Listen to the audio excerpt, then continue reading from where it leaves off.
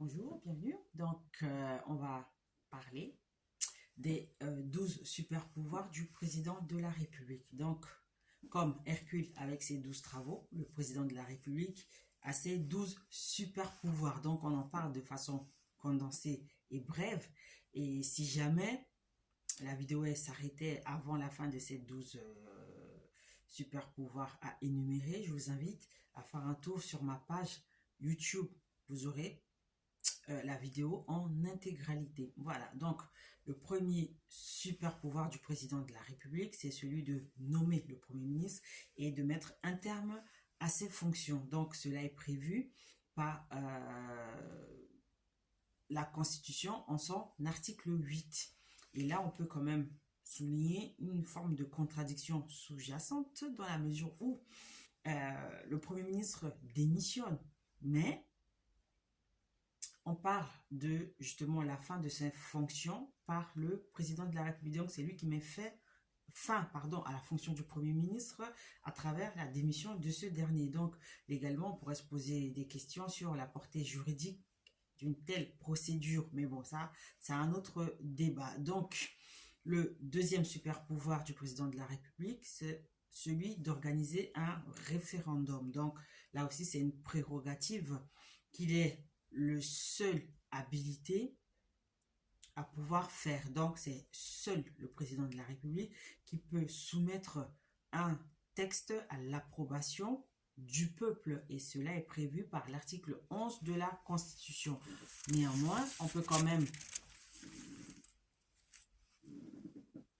avancer ou alors dire que ce pouvoir d'organiser le référendum est soumis quand même à une condition, c'est celle de l'existence d'une proposition du gouvernement ou des deux assemblées, de l'une des deux assemblées, à savoir l'Assemblée nationale et le Sénat. Et il faut aussi préciser que le référendum ne peut concerner que l'organisation des pouvoirs publics, l'autorisation de ratification de certains traités et les réformes relatives à la politique économique, sociale et environnementale du pays, ainsi que celle des services publics. Donc, c'était là le deuxième super pouvoir du président de la République. Euh, Juste pour illustrer le propos, depuis 1958 et donc le début de la 5e République, en vertu de cet article 11 de la Constitution, 8 référendums ont été organisés. Donc voilà pour la petite précision. Ensuite, le troisième super pouvoir du président de la République, c'est le pouvoir de dissolution de l'Assemblée nationale. Donc c'est une procédure qui est prévue à l'article 12 de la Constitution et c'est l'une des prérogatives traditionnelles du président de la République. Et même s'il doit d'abord consulter le Premier ministre et les présidents des deux assemblées, donc Sénat et Assemblée nationale, cela reste quand même un pouvoir propre du président de la République. Néanmoins, la Constitution donc a voulu quand même mettre un bémol, c'est-à-dire apporter 3 limites à ce super pouvoir, à savoir qu'il est impossible de dissoudre l'Assemblée nationale dans l'année qui suit les élections consécutives à une première dissolution. C'est-à-dire que dans la même année, il peut y avoir 2 dissolutions. C'est impossible. Ensuite, la deuxième limite, c'est qu'il ne peut pas avoir de dissolution pendant l'exercice des pouvoirs exceptionnels de l'article 16 de la Constitution. Donc, on reviendra sur l'article 16 bien plus tard. Et enfin, la dernière limite, c'est qu'il ne peut avoir de dissolution lorsque le pouvoir est exercé par le président par intérim. Donc, voilà quelques petites limites apportées à ce pouvoir de dissolution de l'Assemblée nationale. Donc, à titre d'information, sous la 5e République, c'est-à-dire depuis 1958, il n'y a eu que 5 dissolutions effectuées par 3 présidents différents, à savoir le général de Gaulle. Suite aux événements de mai 68, il a dissous l'Assemblée nationale 2 fois de suite. Ensuite, le président François Mitterrand a dissous l'Assemblée nationale une première fois en 81 et une seconde fois en 88. Et enfin, le dernier qui avait dissous l'Assemblée nationale, c'était Jacques Chirac en 97. Donc, on voit bien que même s'il s'agit d'un super pouvoir, ces dissolutions interviennent surtout en période de cohabitation, c'est-à-dire que lorsque le président de la République élu n'est pas de la même couleur politique que la majorité à l'Assemblée nationale. Et donc, cela engendre souvent des conflits d'intérêts parce qu'il y a des blocages sur les votes des textes. Et donc, comme la Constitution lui donne le droit, le président de la République utilise ce pouvoir de dissolution. Donc, pour mettre un terme justement au mandat des députés et organiser de nouvelles élections. Et donc, cela arrive fréquemment en période de cohabitation. Ensuite, le quatrième super pouvoir du président de la République, c'est, on l'a évoqué un peu plus tôt, ceux qui sont conférés par l'article 16 de la Constitution. Ce sont des pouvoirs exceptionnels qui lui sont confiés et dans des circonstances particulières. Et là aussi, j'avais déjà prévu de faire une vidéo spécialement concernant les pouvoirs exceptionnels de l'article 16 de la Constitution. Donc, on ne va pas trop s'attarder dessus.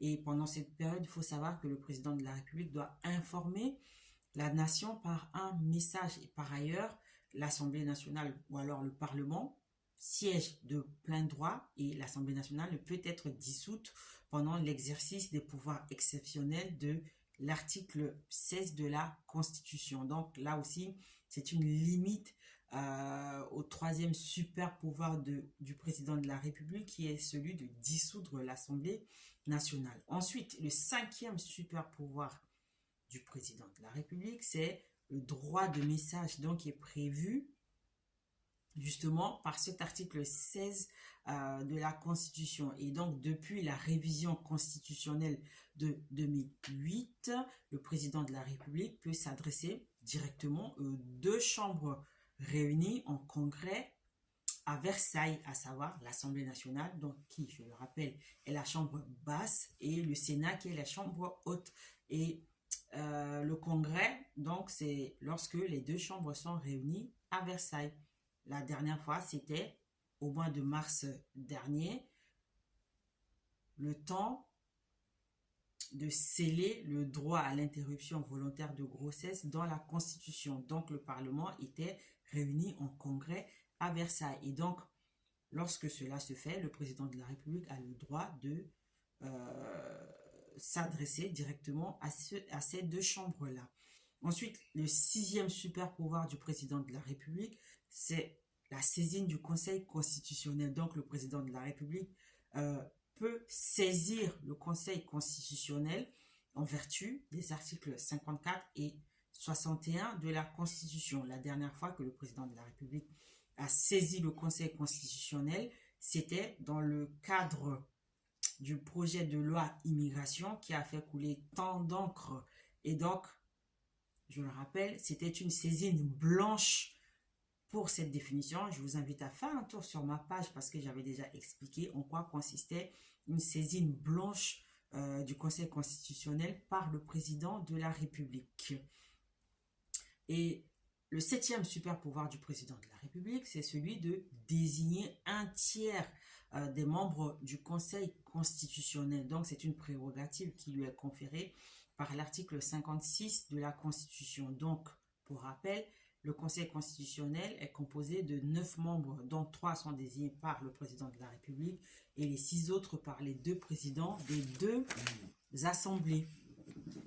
Ensuite, le huitième super pouvoir du président de la République, c'est celui de désigner les 2 membres du Conseil supérieur de la magistrature. Donc, c'est une institution qui est chargée de répondre aux avis formulés par le président de la République ou aux questions du ministre de la Justice, garde des Sceaux, en ce qui concerne la déontologie des magistrats ou sur le mode de fonctionnement de la justice.